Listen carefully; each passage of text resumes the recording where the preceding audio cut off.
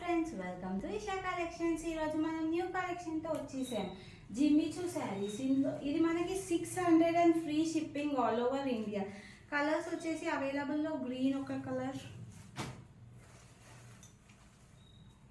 Pink, దీనికి మనకి Lay's వచ్చింది కిందకి. శారీ మొత్తం ఇట్లా స్టోన్స్ వచ్చాయి.